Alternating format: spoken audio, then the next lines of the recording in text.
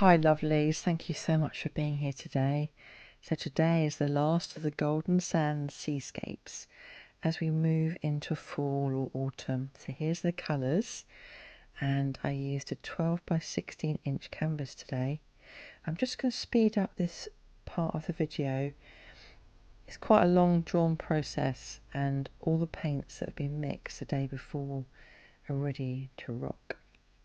So we've got that rose pink and metallic brown, layered, and the rich gold. This part of the process I always find so relaxing, and I've got music on the background and I just pour the paints, layering them and seeing what feels right.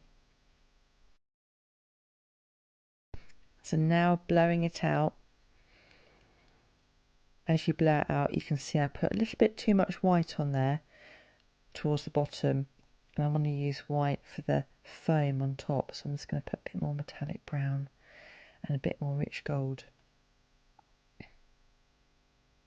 and that feels a bit better. I've got a bit more work to do on that sand. I want a bit more depth and darkness, and also this time of year with the sunrises and sunsets, the sands do seem darker and they're certainly wetter.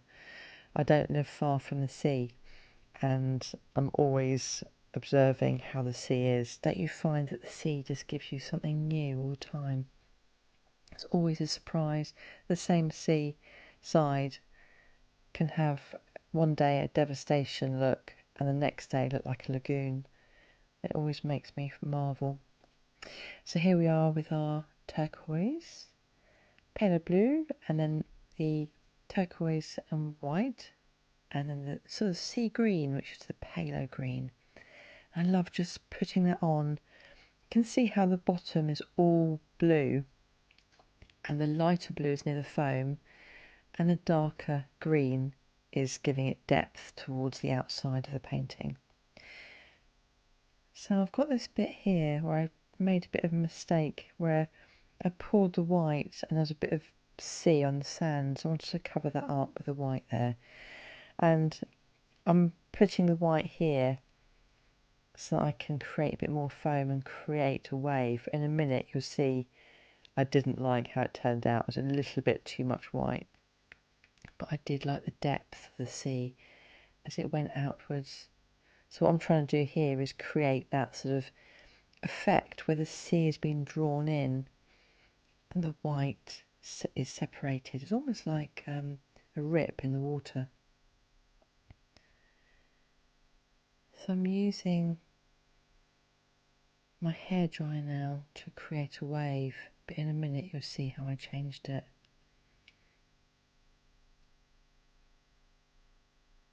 What do you think of the colours together? At this point I'm thinking I've lost a bit of the depth, and so now I'm initially adding a bit more pale blue to see if I can recover it.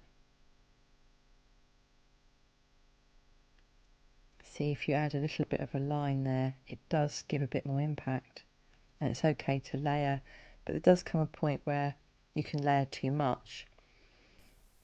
But that didn't happen here. I ended up going for it with a pale blue, pale green. I wanted that depth back. I thought I'd use my palette knife just to mix it gently so it was all over depth. There we are, a bit more green. You can see a bit more darkness towards the end of the canvas, away from the foam. And I thought that last time those little spikes that I did were a bit too on the heavy side, so this time I'm going and doing it much lighter. So it's titanium white. There are a few bubbles that arrive because it's a bit of a cell activator, titanium white, Amsterdam. So I'm using the palette knife to create those little cells.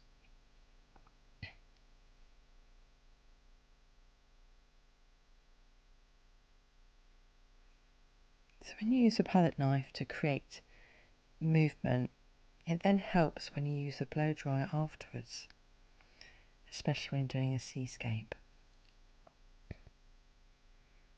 So I've got a bit more adjustment to be done here. And now, as I blow it out, can you see that depth of colour is much nicer, much more of a blend. I was a bit impatient, I think, the first time around as well.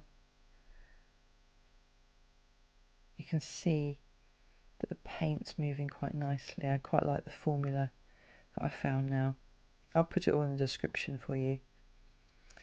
So, as we come towards the end of the blowout, I'll blow out the finish now. I'm just going to use the palette knife just to finish off and make my little touches.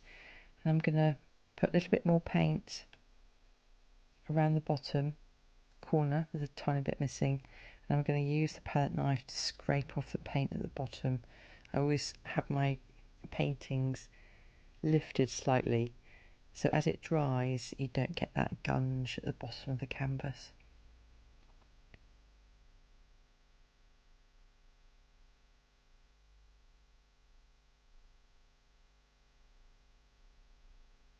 So I'd love to know what you think today, guys. Can you see how it's a bit richer in colour?